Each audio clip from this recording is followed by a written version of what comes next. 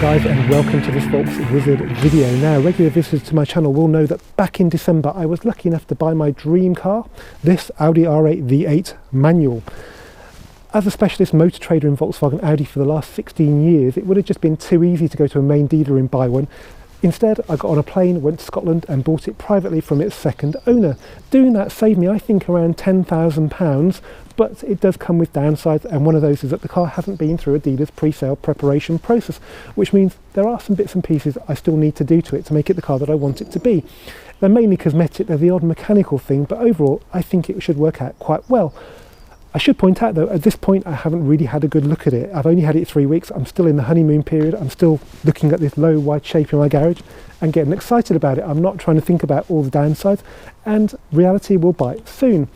And that's why I thought this car might make a good project car for the channel, because I want to take it into the workshop and start pulling it apart and having a look what's underneath all this sexy body and seeing what I really bought, and I thought I could take you along with me.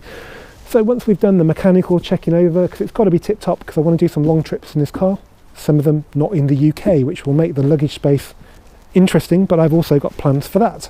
But once we've done the mechanics, we'll get onto the cosmetics, make sure it's tip top, give it a proper detail, and then we can start to enjoy it. In the longer term, I want to compare it with other R8s, because this is an entry-level car. We've got V10s, we've got V10 Pluses, we've got the Mark II, we've even got the Mark II facelift car coming to the UK in the next few weeks. There's a lot of potential for this car, and I want to share it all with you. So let's get the ball rolling by having a tour of this car as it is today. This is pretty much how I bought it, and then once we've done that, we can go for a drive. Right then, let's get the ball rolling with a tour of my Audi R8. Now I know there was a brief one at the end of the collection video, but this one should be a little bit less rushed and a little bit more informative. Okay, firstly let's talk about the colour. So it's not white, it's actually Suzuka grey. This was one of the optional colours. White was standard along with red. There are a number of metallics you could have had, and this was one of them. There's no point in me trying to show you the metallic in the paint in this light. It's not very obvious. It just looks like a slightly dirty white. It's not my favourite colour, but I don't mind it, and I think it suits the car and it's low maintenance, which suits me. Now the one angle that I'm not sure about is side on like this, because there isn't enough colour. It's kind of too much silver, white, grey. It's just not enough contrast. So I think the way to attend to that to begin with might be to do the calipers in red, which was a factory option, about 400 quid, or to change the wheels to titanium, which again was a factory option, although it came with wider rear tyres, which I'm not too fussed about, so I might get them done like that. If the worst comes to the worst, there's always the option to wrap the blade in something different to give more contrast, but we'll see how we get on with the other two things. I'm not going to wrap the rest of the car, because as I said, I quite like the colour. Now let's just have a quick look at the brakes. So we've got these massive Brembo monoblock calipers in black. We've got the wavy brake discs. You do get corrosion on this section here, the alloy sections, but that'll polish back, I think, and it should look really nice. The front wheels have survived really well. The backs are actually a bit curbed and corroded, but that's the price you pay for getting a good deal. Interestingly, on the back, it's still got a massive caliper, but it's got a separate one for the handbrake. I'm not sure why. Maybe it's to do with heat or something. But whenever cars have got these, they don't seem to work very well. It's a bit of a joke. My friend's an R8 tech, and the first thing he said to me was, a handbrake rubbish, and I was like, yeah. And he said, well, that's standard, so that's normal. But yeah, only had one job, and it can't do that very well. Let's have a look in the engine bay. Now, to get into it, you have to have the ignition on, and you have to press the button just here. I think they do that for security, to stop people nicking your filler caps and sticking them on a Golf. Right then, so this is unprepared, it needs a good clean, and we've also got corrosion down on this side from water coming in through the air vents, which is unfortunate. I think they've redesigned this on the Mark II to cover this up so the air can come out, but stuff can't go in so easily. But I've polished most of it off now, so I don't think it's too much of an issue. This tray comes out really easily. In fact, everything comes apart really easy. It's like a big Meccano set, but I'm just saving the end bit to do it for a video later on, so I'll show you how I do it. So 4.2 litre V8, normally aspirated, 430 horsepower in this one. The pre-facelift cars, well actually, just before the facelift, they upped the power to 430 from 420. So there are some pre-facelift cars that have got 430. What's interesting, that compared to the B7 RS4, I don't know what they did on the B8, but on the B7 it only had one air intake, which really didn't provide enough power for the car. It was they were running under power when people dynoed them, which is very unusual for an Audi. On this car, it's perfectly symmetrical, so you've got the two air filter there, got air intakes coming from the scoops by the doors on both sides, so it's getting the air it needs, which is really important, being normally aspirated. So that's the coolant filler cap back there, that's the power steering there, that's the oil filler. We've even got a dipstick. How old-fashioned is that? But it's cool. So yeah, got a heated rear window here and a heated rear window there. Unlike on the Spider, that rear window doesn't go down, which is probably no bad thing. So in 2012, for the 2013 model year, there was a facelift. This car is a 2014 car, so it's well into the facelift build. And whilst it's basically the same car, there are a number of changes to make it look a bit more modern, a bit like what they've just done with the Mark II. Although they didn't change the styling very much, to be perfectly honest. So we've got LED rear lights with dynamic indicators. I can't show you because the keys are in there. We've got these round exhaust tips. Now these were actually originally on the R8 GT, which was the limited edition, came out in about 2011. At the time, the R8 V8 had two round tips per side, and then when the V10 came out in 09, it had an oval per side. And yeah, now on the facelift, the V10s and the V8s have got the same tips, so they're not that easy to distinguish. I think the V10 has got something here like a sticker to make it contrast with the bodywork. I'm not sure how it works on lighter colours, but on darker colours there's definitely a lighter thing going on between there and there. We've got an active rear spoiler. I think that was standard on all the cars, whatever year they were. We've got a visible door handle, which they got rid of on the Mark II. They put it under here, and we have on the V10 this kicks out a bit, so it might be say up to about here, so you get more air into the engine. On the facelift car, we've got full LED headlights. So that's LED daytime running lights, which the original car had, but we've also got LED main beam and dip beam, and this car's got the extra cost main beam assist, so it turns it on and off as required. The grille was redesigned a bit as well. Before we go inside though, let's have a look at the luggage space. So there's the boot. It's not too bad, but yeah, I know what I pack to go away for a week, and it's a damn sight more than that. Maybe you can get the toolkit out and put it somewhere else, get the important bits out and shove them under the seats or something, and use that space, because there's quite a bit down there to the floor. Batteries in here, by the way. Massive bonnet, still got the sticker on it there, which is a nice touch, so you know it's original. Right then, let's have a look inside. Oh, before we sit down, let's just have a look at the luggage space. So, as well as that, there is a bit of space behind the seats, and you can get luggage designed to fit there. It's not too bad, to be honest, but you have to bear in mind that if you've got your seat back, quite a lot of it goes into that space, so you better be soft bags. Right, we've got the black interior. The alternative was Luxor beige, which isn't my cup of tea. I don't think Iron Man would have had Luxor beige. We've got Alcantara, which was no cost option. I didn't really like it when I first saw it, but I do now. It's very cosy in the winter as well. We've got illuminated sill covers. They're a few hundred quid extra, and money well spent, I think. But there's not an awful lot of gilding to this car, to be honest. There's no extended leather. It's really more about function than form. So it's got B&O, it's got rear view camera, which is a very expensive option, over £1,000 for Parking System Plus. But I suppose on this car it's quite useful because rear visibility isn't brilliant.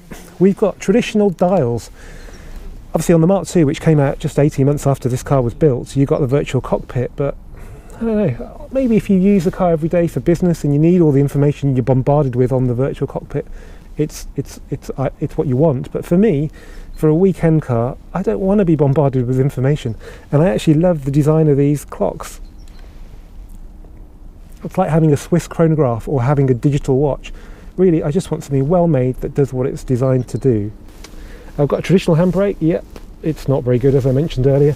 We've got the Audi music interface, so you could pay extra and have a CD changer, but AMI was standard, and that is a lightning lead, although it's very hard to do navigation when the phone is under your elbow. we've got a reasonably big glove box. You even get a special Alcantara book pack, and there is a bit of room for something else in there. Not much though. And then we have the manual gear shift. Well, describing it like a rifle bolt is probably a bit of a cliche, but if any gearbox deserves to be called that, I think this is the one. It's also called clickety-clack because it makes clickety-clack noises while you change. Yeah, it takes a bit of getting used to. When I first got the car, I did change gear and look at it just to make sure it was in the right gear, which was probably quite dangerous and a bit annoying. But after a couple of drives, I'd begun to learn to trust it, and that's because once you know that it's in between third and fourth, when it's not in gear, then you can kind of work out where you are. So it's cool. Now, another thing I prefer over the Mark II is that we've got a screen here, so it just seems more natural to have the reversing camera here than it does to have it in the virtual cockpit. And also it fills the space. It's nice to have screens on dashboards, I think. I mean, you know, even though lots of stuff is moving to touchscreen, it's still screen. On the Mark II, there's just a big gap. We've got nice metal knobs for the climate control, which are only slightly less flash than the ones that are in the Mark II. They've just got digital displays in them.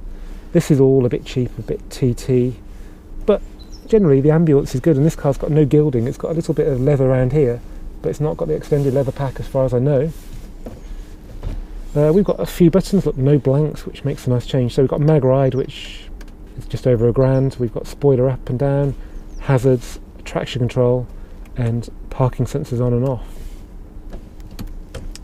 So, oh yeah, we've also got cruise. The stainless steel pedals were an extra cost option as well. They're only standard on V10.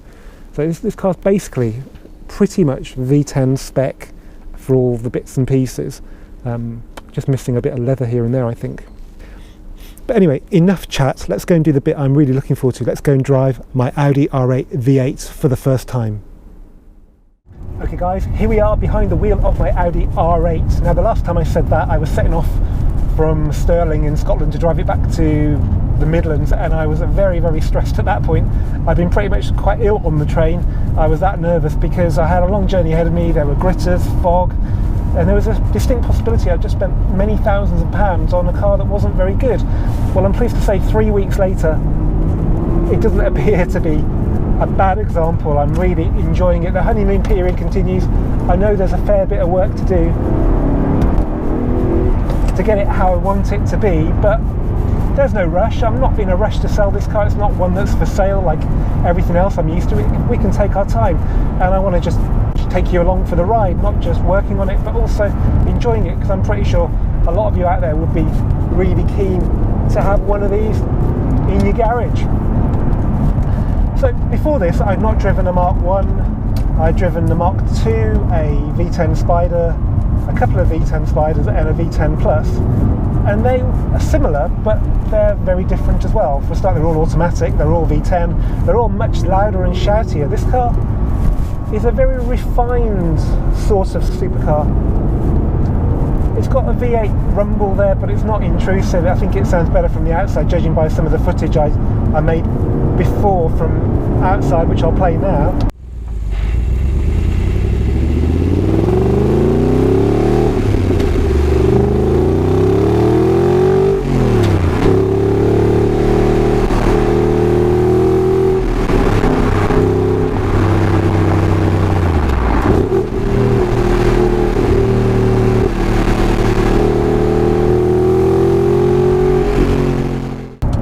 Inside, it's really quiet. Now, the V10 is loud inside and really loud outside the Mark II, so it is quite different in that respect, but there's a lot of potential for changing things.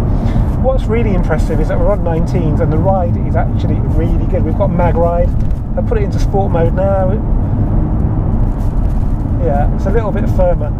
Apparently the V10 Plus Mark 1 is like that all the time because it doesn't come with mag ride. The V10 comes with mag ride as standard, so this is a very desirable option on this car. It isn't particularly quick, the 0 to 60 times slower than an RS3, and it feels that way.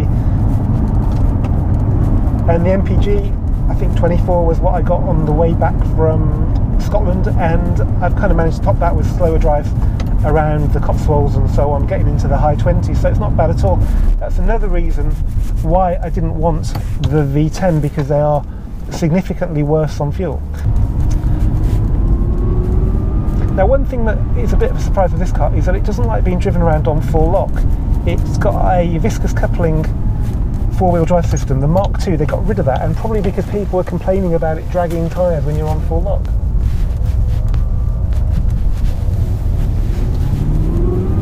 Don't know if you could feel it there, but it wasn't very happy. And so with the new car, they put a Haldex system on the front, which was only four-wheel drive when you want it to be.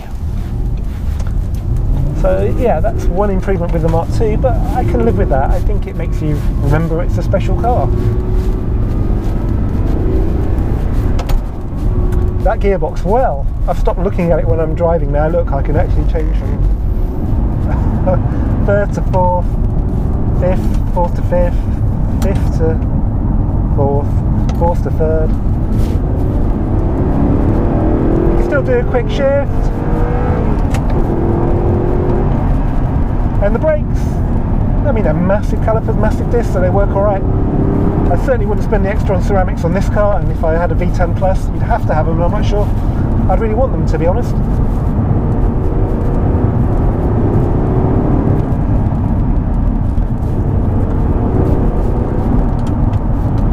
It has genuinely met up with my expectations, though. I didn't really know what to expect, particularly with the Mark I V8, with my experience always being Mark II V10. But for something you've got to live with and you've got to fund yourself, it's not a borrowed press car, even though the registration might make you think it's come from Audi's heritage collection. When you're funding it yourself, you want something that isn't really going to be too scary. I'm not owning this car with a warranty for a start. I could have bought one from a main dealer, I could have had a year's warranty, but it's only a year, and I probably would want to keep the car for longer than a year. It is everything I ever hoped it would be. Just got a few bits and pieces to do in it to put my mind at rest and to make it look as good as it possibly can do. And then I look forward to enjoying it when the sun comes out. Anyway, I hope you've enjoyed this VolksWizard video. If you have, give it a thumbs up, please subscribe, please share, please comment, and I'll see you for the next one soon.